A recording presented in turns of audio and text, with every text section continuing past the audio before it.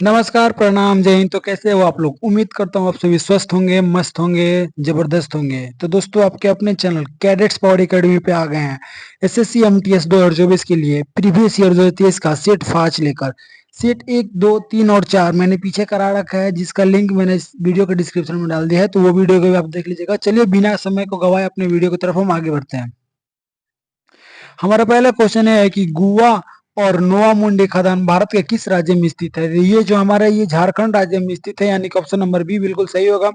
हमारा दूसरा क्वेश्चन है कि बिरसा मुंडा हॉकी स्टेडियम भारत के सबसे बड़े हॉकी स्टेडियम में से एक है। यह स्टेडियम किस राज्य में स्थित है? तो जो बिरसा मुंडा हॉकी स्टेडियम है वो हमारे उड़ीसा में स्थित है, यानी कि ऑप्शन नंबर सी हमारा बिल्कुल सही होगा।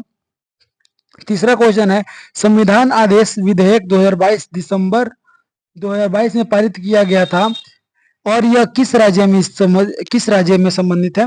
तो ये हमारा है उत्तर प्रदेश संबंधित है, यानी कि ऑप्शन नंबर ए हमारा बिल्कुल सही होगा। क्वेश्चन नंबर 4 है कि स्वस्थ प्रतिरक्षी प्रणाली कम प्रकाश में देखने और स्वस्थ त्वचा के लिए कौन सी विटामिन आवश्यक होती है? बताइए कौन सी विटामिन वो है जो हमारे स्वस्थ देखने की क्षमता को बढ़ाता है, या फिर स्वस्थ त्वचा के लिए विटामिन की स्वस्थ त्वचा के लिए उत्तरदायी है? तो ये हमारा होता है विटामिन ए, यानी कि ऑप्शन नंबर सी।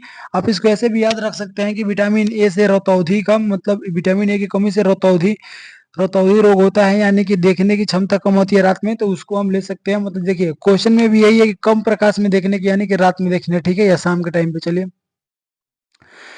भारत ने निम्नलिखित में से किस देश को हराकर अपना पहला महिला जूनियर हॉकी एशिया कप खिताब जीता? बताइए भारत ने किस देश को हराकर अपना पहला महिला जूनियर हॉकी एशिया कप जीता? तो वो देश था हमारा ऑप्शन नंबर सी दक्षिण कोरिया। ठीक है, दक्षिण कोरिया को हराकर जीता था। छठा क्वेश्चन है कि बुद्ध पूर्णिमा हिंदू महीने के डैश पूर्णिमा के दिन मनाई जाती है? तो जो बुद्ध पूर्णिमा मनाई जाती है वो बैसाख पूर्णिमा के दिन मनाई जाती है, यानी कि ऑप्शन नंबर ए हमारा बिल्कुल सही होगा।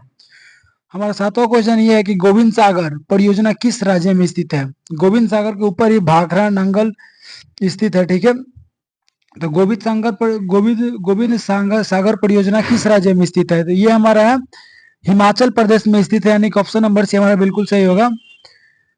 हमारा आठवां क्वेश्चन है कि निदेशक सिद्धांतों को मोटे तौर पर 3 व्यापक श्रेणियों में वर्गीकृत किया गया है। निम्नलिखित में से कौन सा इस वर्गीकरण का हिस्सा नहीं है? ठीक है, तो ये हमारा समाजवादी हिस्सा है, गांधीवादी हिस्सा है, उत्तरादायी हिस्सा है, सत्तावादी, ये हमारा हिस्सा नहीं होता है। ऑप्शन नंबर सी हमारा बिल्कुल करेक्ट होगा। ठीक है, चलिए, अरब सागर निम्नलिखित में से किस महासागर का विस्तार है? बताइए, अरब सागर जो हमारा है हिंद महासागर का विस्तार है, यानी कि ऑप्शन नंबर डी। हिंद महासागर किधर होता है बताइए आप सब कमेंट में।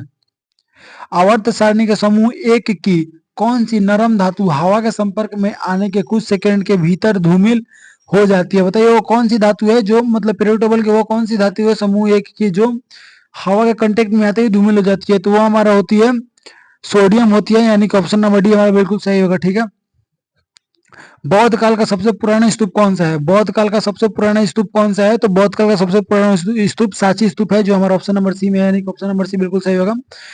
क्वेश्चन नंबर 12 है कि निम्नलिखित में से कौन सा भारत में सूक्ष्म वित्त संस्थानों का एक आयाम है? तो ये हमारा ऑप्शन नंबर डी होता है ग्रामीण क्षेत्रों तक पहुंच। ठीक है, ये जो है हमारे भारत में सूक्ष्म वित्त संस्थानों का एक आयाम होता है। ठीक है, हमारा अगला क्वेश्चन है कि नटवरी नृत्य किस नृत्य शैली से संबंधित है? जो नटवरी नृत्य है हमारा वो कथक नृत्य शैली से संबंधित है, यानी कि ऑप्शन नंबर बी बिल्कुल सही होगा। वित्तीय वर्ष क्या है बताइए? वित्तीय वर्ष क्या है? आइए इसको हम ऑप्शन से देखेंगे। वह वर्ष जिसमें कर की दरों में वृद्धि की जाती है, नहीं, ये ऑप्शन तो गलती है बिल्कुल। सरकार के लिए वित्तीय रिपोर्टिंग अवधि को दर्शाने वाला वर्ष, हाँ सही है, यानी कि ऑप्शन नंबर बी हमारा बिल्कुल सही होगा। ठीक है, चलिए आगे बढ़ते हैं। पुरुष हैंडबॉल खेल में बॉल का भार कितना होता है? पुरुष हैंडबॉल खेल में बॉल के भार कितना होता है? तो 425 से 475 ग्राम होता है, यानी कि ऑप्शन नंबर बी हमारा बिल्कुल सही होगा। निम्नलिखित में से किस वर्ष में पानीपत की तीसरी युद्ध लड़ी गई थी? बताइए वो हमारी थी कौन सी युद्ध, मतलब किस वर्ष पानीपत की तीसरी युद्ध लड़ी गई थी? तो ऑप्शन नंबर डी हमारा 1761 था, 1761 में लड़ी गई थी। आप बताइए पानीपत का प्रथम युद्ध कब लड़ा गया था? कमेंट में फेंक मारिए। मेघालय की डैश जनजाति का मस्ती या विजय नृत्य जनजाति के प्रमुख त्योहार द्वारा त्योहार के दौरान किए जाने वाला एक प्राचीन युद्ध नृत्य बताइए वो कौन सा नृत्य है? तो वो हमारा खासी नृत्य, ठीक है। खासी जनजाति है वो लोग नृत्य करते हैं ये, ठीक है, खासी। चलिए आगे देखते हैं हम क्वेश्चन। अनटचेबल उपन्यास किसके द्वारा लिखा गया? अनटचेबल जो उपन्यास है हमारे मुल्क राज आनंद द्वारा लिखा गया है, यानी कि ऑप्शन नंबर डी हमारा बिल्कुल सही होगा। चलिए ठीक है। निम्नलिखित में से, एक मिनट, निम्नलिखित में से सीता में illustrated retelling of the Ramayana पुस्तक के लेखक कौन है? बताइए कौन है इनके लेखक? तो ये हमारे देवदत्त पटनायक, यानी कि ऑप्शन नंबर सी हमारा बिल्कुल सही होगा। क्वेश्चन नंबर 20 क्या है? भारत में संसद के दोनों सदनों का चुनाव कौन करता है? बताइए भारत में संसद के दोनों सदनों का चुनाव कौन करता है? तो ये हमारा निर्वाचन आयोग करता है, यानी कि ऑप्शन नंबर ए बिल्कुल सही होगा। निम्नलिखित में से कौन सी अफगानिस्तान की आधारित भाषा है? बताइए निम्नलिखित में से कौन सी अफगानिस्तान की आधारित भाषा है? तो वो हमारे दर्री, यानी कि ऑप्शन नंबर ए बिल्कुल सही होगा। दर्री जो है, दर्री वो अफगानिस्तान की आधारित भाषा है, ठीक है।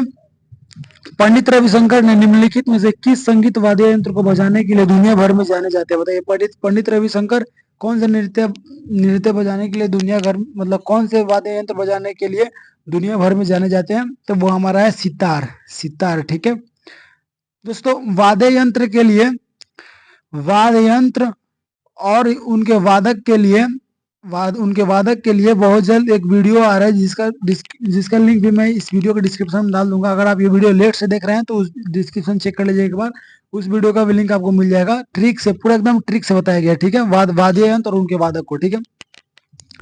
निम्नलिखित में से उच्च कोटि कुचिपुड़ी नर्तक नर्तकी की पहचान कीजिए जिसे वर्ष 2022 में पद्मश्री से सम्मानित किया गया। होता है निम्नलिखित में से उस, देखिए यहाँ पे उच हो गया है, यहाँ पे उस होगा, ठीक है। उस कुचिपुड़ी नर्तक की पहचान कीजिए जिसे वर्ष 2022 में पद्मश्री से पुरस्कार किया गया, तो वो हमारे थे पद्मा जी रेड्डी।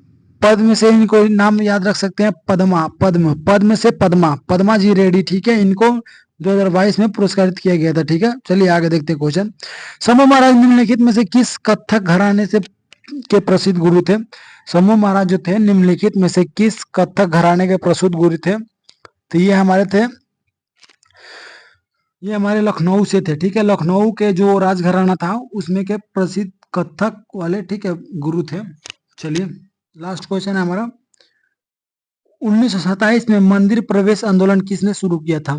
1927 में मंदिर प्रवेश आंदोलन किसने किया था? तो हमारे थे B.R. अम्बेडकर, मतलब बाबा साहेब भीमराव अम्बेडकर थे जो जो हमारे मंदिर प्रवेश आंदोलन चालू किए थे। उस समय क्या था, अनुसूचित जनजाति या अनुसूचित जाति वाले लोगों को मंदिर में जाना मतलब नहीं दिया जाता था। उसी को लेकर 1927 में मंदिर प्रवेश आंदोलन चलाए थे बाबा साहेब भीमराव अम्बेडकर, ठीक है।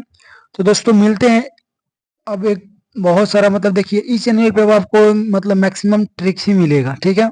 मैंने सैंपल पेपर प्रीवियस ईयर इसलिए कराया ताकि क्वेश्चन कैसे आता है ये पता चल जाए, ये मैंने करा दिया, ठीक है। तो फिर मिलते हैं हम अगले वीडियो एक ट्रिक के साथ। तब तक के लिए स्वस्थ रहिए, मस्त रहिए, जबरदस्त रहिए।